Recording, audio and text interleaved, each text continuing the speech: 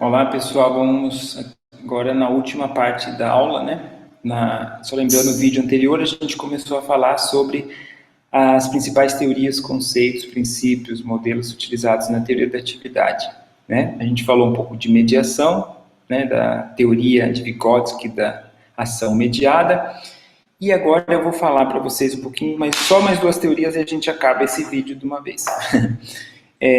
Um é o sistema de atividade, e outra aprendizagem expansiva. Então, três teorias aí. Tem outros princípios, por exemplo, estimulação dupla, que é importante, que vocês vão ver na disciplina.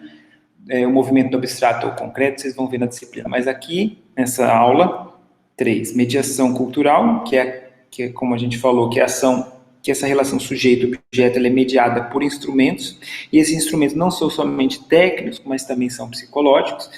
Agora a gente vai falar sobre o sistema de atividade, aprendizagem expansiva, e aí eu encerro a aula. Então, antes de mostrar um slide aí, vou trazer aqui que eu falei que o Vygotsky trouxe essa ação mediada, né, que para você entender uma ação, você tem que entender também os mediadores culturais, né, esses instrumentos psicológicos que estão sendo utilizados. Leontiev, que era um dos alunos de Vygotsky, ele falou, não, mas para entender uma ação individual, você tem que contextualizar ela na atividade que ela pertence. Então, o que quer dizer isso? Que essa ação ela é parte de muitas outras ações para tentar modificar um objeto, né? Para você transformar o objeto. Então, para ilustrar isso daí, ele dá um exemplo da caça coletiva, né? Que um sujeito, um caçador, ele fica atrás de uma moita, de um mato, né? Esperando que a presa venha. Quando a presa vem, ele assusta a presa. Então, um caçador que quer caçar a presa, ele assusta a presa. Isso daí não tem lógica, né? Se a gente for olhar essa ação individual, ela não tem lógica. Por quê? Porque se o cara quer matar a presa para poder satisfazer sua necessidade de comida, roupa, etc., ele não vai assustar a presa. Então, o que Leontiev fala? Que você precisa contextualizar essa ação individual desse caçador com o conjunto de ações que compõem a atividade. Então ele fala, olha, ele continua a história falando que esse caçador, na verdade, o que ele estava fazendo? Ele estava assustando a presa, direcionando essa presa para uma outra pessoa, um outro caçador, que estava lá esperando com uma flecha para caçar, para matar o animal e conseguir o animal, né? Então, se você analisar a ação só daquele que assustou, você não vai entender. Você tem que contextualizar com todas as ações. Ou seja, na atividade coletiva. A gente já definiu, no trechinho anterior dessa aula, que a atividade é o conjunto de ações para transformar um objeto. Nesse exemplo aqui, bem simples, nós temos no mínimo duas ações, um assusta e o outro mata a presa, né? O objeto, a presa, e a necessidade social, que sempre um objeto tem uma necessidade social por trás, é a alimentação, talvez o couro seja utilizado para vestimento, etc. Né? Tá ok. Então, o que Leontiev faz? Ele tenta entender quais são os elementos dessa atividade. Né? Então, e Engström, já em 1980, né, na década de 80, ele faz ele se intera, ele conhece esse material da psicologia russa, né, Vygotsky, Leontiev, Davidov, e representa graficamente os elementos que o Leontiev descreve no seu trabalho que toda atividade humana tem. Tá? E ele chega, deixa eu mostrar aqui para vocês, acho que vocês estão vendo, né? Ele chega nesse famoso triângulo que é a representação do sistema de atividade. Tá? Vou colocar em português aqui, sistema de atividade. Então, o que é esse sistema de atividade? É uma representação de uma atividade, dos elementos de uma atividade humana. Tá? Então, Engström, ele faz a representação gráfica, esse triângulozinho aqui, e apresenta, no meu conhecimento, foi em 1987.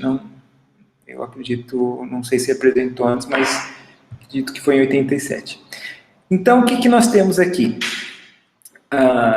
O Vygotsky, ele, como a gente tinha falado faz pouco, ele foca nessa parte de cima. Então, a atividade humana, ela tem também outros mediadores que são mediadores sociais.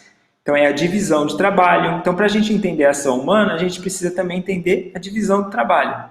Quem é que fez o quê? Né? Que essas outras ações que envolviam. Quem era a comunidade e as regras do jogo. Tá bom? Então, aqui é uma representação gráfica de uma atividade. Lembrando que a atividade ela é um movimento, ela está ocorrendo, ela está lá fora, ocorrendo, né? Várias pessoas fazendo ações. Então, a atividade é o conjunto de ações para transformar um objeto. Tem mais uma figura interessante, tem várias, né? Mas eu tenho que escolher quais a mostrar. Tá. Eu vou pular agora para aprendizagem expansiva, né? Que vai ser um tema em uma das aulas da disciplina, né? Então, só para resumir, a aprendizagem expansiva no trabalho de Engstrom é entendido como uma atividade coletiva, ou seja, várias pessoas, para transformar uma atividade humana. Espera aí, professor. Volta. Uma atividade. Então, aprendizagem é uma atividade e ela é coletiva, quer dizer, ela não é individual. Então, peraí, professor. Então, se ela é uma atividade, ela é um conjunto de ações conduzida por pessoas, né? Isso mesmo.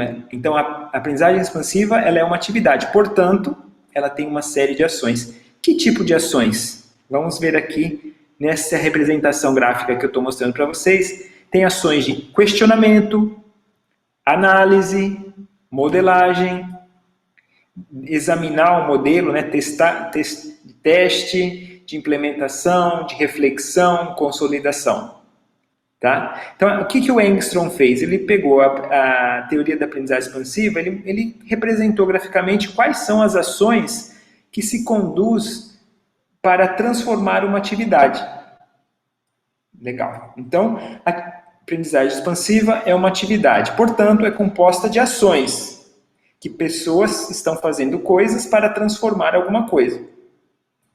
Se ela é uma atividade, a aprendizagem expansiva é uma atividade, ela tem um objeto. Qual que é o objeto de uma atividade de aprendizagem expansiva? É uma atividade, é outra atividade. Então aqui está o jogo, né? Então, é uma atividade que quer transformar outra atividade. Então, a aprendizagem expansiva, as pessoas estão conduzindo ações para transformar uma atividade. Então, vamos pegar o exemplo dos médicos, né? A atividade do médico, que é uma atividade coletiva, tem a enfermeira, tem o médico, tem a recepcionista, tem o pessoal que produz remédio, tem uma série de pessoas. Então, se a gente fizesse uma atividade de aprendizagem expansiva, então o LM, o Laboratório de Mudança, ele visa criar uma aprendizagem expansiva. Ou seja, ele vai promover uma série de ações para transformar uma atividade. Nesse nosso exemplo, a atividade do médico. Então, vamos supor que a gente implementa um LM, um Laboratório de Mudanças, para transformar a atividade de hemodiálise, por exemplo. Vamos pegar hemodiálise. Então, esse conjunto de ações que as pessoas vão fazer durante o LM, de análise, reflexão, teste, design, ele é uma atividade de aprendizagem expansiva, que está transformando a atividade lá no campo, que é a atividade de médica. Outro exemplo, temos a atividade de entrega do carteiro entregando uma encomenda, né? Essa é só uma ação de muitas outras ações que compõem a atividade de entrega de encomenda. Tem a pessoa que recebe a encomenda, tem o motorista de caminhão que vai levar de um lugar para o outro, tem a pessoa que vai colocar no armazém, etc. Tem um monte de gente aí que compõe essa atividade. Então, temos essa atividade de entrega. Então, vamos supor que essas pessoas vão se juntar, tem um problema na entrega, e eles vão se juntar para pensar por que aquele problema está ocorrendo e o que a gente pode fazer para transformar o objeto daquela atividade. Então, isso daí é chamado de aprendizado expansivo. tá? Porque eles querem transformar uma outra atividade. Esse aprendizado ele é expansivo, essa palavra expansivo, ela se refere ao objeto da atividade. Repito, o aprendizado ele é expansivo quando você muda o objeto da atividade em direção ao objeto qualitativamente mais rico. Tá bom? Tá ok, pessoal. Então, esse vídeo, que eu gravei, essa série de vídeos, ele tinha o objetivo de introduzir um pouco a teoria da atividade. Eu não mostrei todos, não conversei, tinham outros conceitos, mas eu acho que vai ficar muito complexo se eu falar todos eles. A gente vai ver os conceitos durante a disciplina. Eu só mostrei alguns principais deles, tá? Bom, espero. Então vamos fazer um resuminho aqui, o que a gente viu. Falamos sobre o porquê estudar a teoria da atividade, porque a gente precisa não somente, para resolver o problema, não é somente observando, a gente precisa entender as raízes desse problema, por que esse problema está ocorrendo. Então a gente usa a teoria para entender as raízes, né? Então é entender e transformar. E para entender a gente precisa de teoria, e a teoria da atividade traz alguns exemplos de teoria. Dialética, a gente falou também, com os principais princípios da dialética, relações internas, que as coisas não existem independente, por exemplo, pai e filho, o professor não existe sem o aluno. E os princípios de movimento, tudo está em movimento, tá? Tudo está mudando constantemente. Contradição, que são forças opostas, e essa resolução dessas forças opostas leva ao desenvolvimento, que é um dos princípios também. Origem do conhecimento, nós falamos. A origem do conhecimento é o trabalho, então é transformando o mundo que nós criamos conhecimento sobre ele. Falamos sobre externalização e internalização. Tá? No começo a gente internaliza, a gente vai criando conhecimento, entendendo melhor e depois a gente externaliza. Falamos de alguns conceitos, né? Falamos aqui de atividade, não falamos muito de contradições a gente vai falar depois. Falamos um pouquinho de objeto e um pouco de aprendizagem expansiva e mediação cultural também, tá bom?